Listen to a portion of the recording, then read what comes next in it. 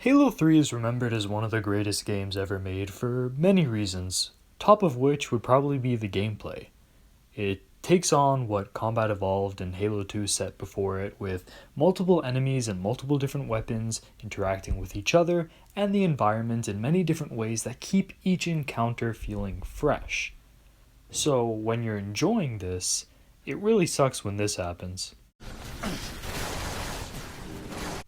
In reality, snipers hold a terrifying presence, as they can kill you or the man next to you before you realize what's even happening. In a game, these capabilities often result in anger or a tendency to stop playing rather than developing some sort of fear. The infamous Halo 2 to 3 Jackal snipers are a great example of this.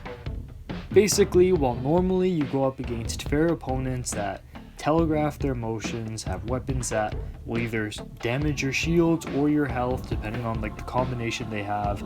You'll know exactly what to do depending on what enemy is there. They all have different AI patterns. You can react and they react to you differently every time, like I was talking about before. However, Jackal snipers kind of just put a wrench in that entire beautiful gameplay system as soon as they show up, because every encounter with a Jackal sniper is the exact same. Let me show you a little how that goes. Step 1. What the fuck? How did I just die? Step 2. Okay, where is this bugger? Step 3. You die multiple times. Step 4. You finally figure out where he is and you get him. Step 5. Wait a minute, there's another one. Rinse and repeat. This is every Jackal sniper encounter within these two games, and it sucks.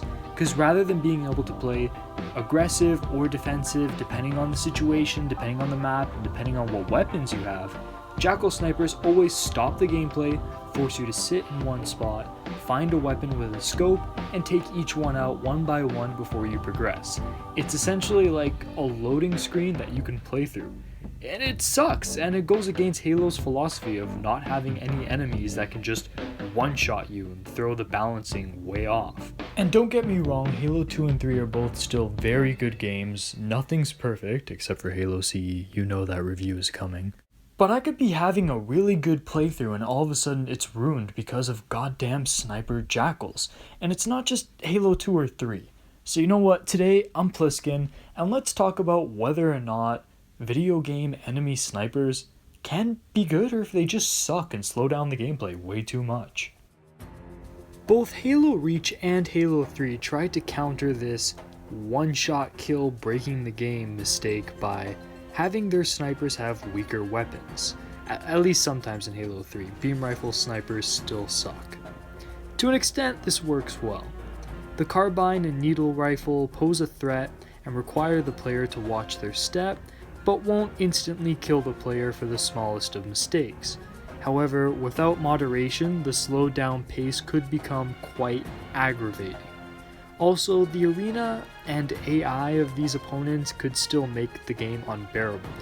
Too many of these guys still make it so that I want to put down Reacher 3 and go back to Combat Evolved. Too many carbine jackals with too little cover makes for an irritating playthrough. And skirmishers in Halo Reach, oh my god. What's the point of giving these sniper type enemies a weak weapon if they're just going to charge you with these sniper weapons, literally leap across the map, chase you down to the pits of hell? I hate skirmishers! But when you combine skirmishers with the sniper problem and now you make them mobile, while Reach tried to fix it by giving them a weaker weapon, they just made the enemy a lot more annoying and prevalent.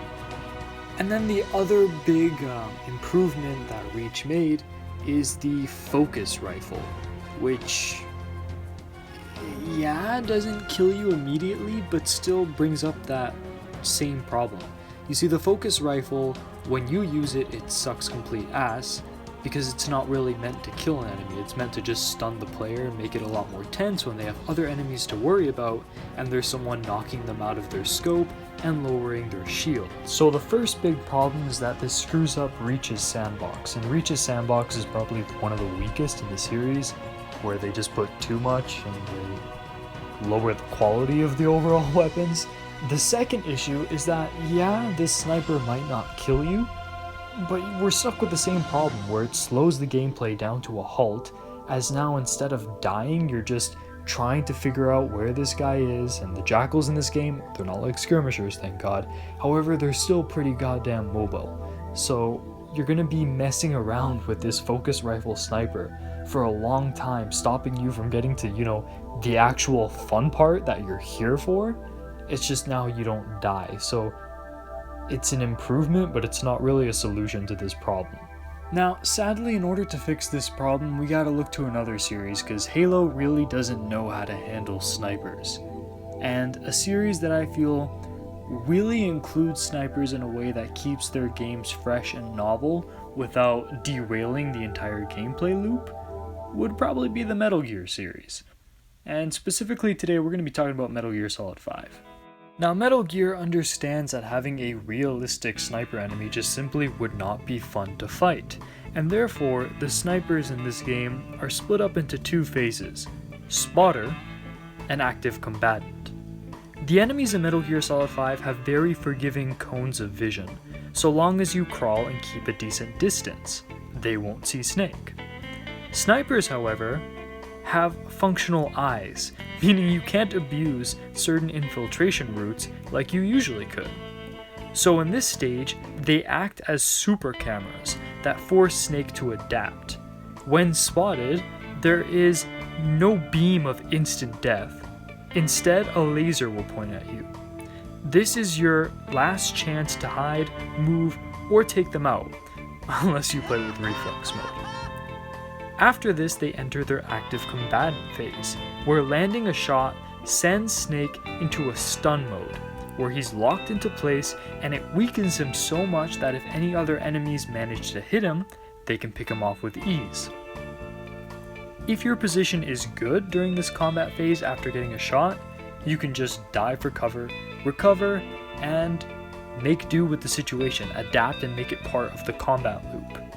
However, if you're in a bad position, you'll end up dying, and here's the thing, it's not like Halo where it dies and all of a sudden it puts everything to a halt because you're like, oh my god, that completely just pulled me out of the gameplay. Nah. In this game, if you get into a situation where the sniper kills you, it's most likely your fault.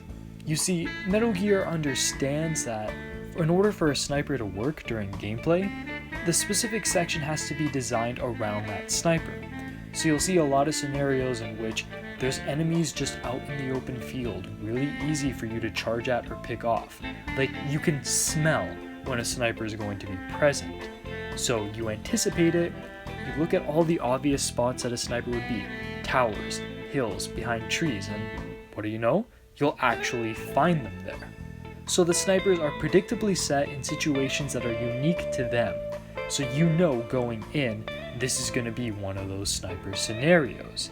And then with this two-phase system, Metal Gear Solid 5 manages to include snipers in a way that doesn't completely make the game suck. Now, if this were Halo 3 or Halo Reach, you'd be stealthing through a base where you'd never really suspect a sniper, and all of a sudden 20 of them would be there with instant kill weapons, or, in Reach's case with the skirmishers, they would charge up behind you and shoot you at point blank range with said snipers. However, Metal Gear Solid 5 doesn't do this. Metal Gear Solid 5 builds the situation around the sniper when it's appropriate. So in conclusion, whether you put snipers in a place that complements the gameplay or split their AI into phases to make the snipers fair, you want to try to find a way that makes them a part of the gameplay, not something that holds you back from it. Anyways, this has been Pliskin. If you have any horror stories with video game snipers that I didn't really go over, or if you have another game that really handles them well, comment down below, let me know, and I'll see you guys in the next video.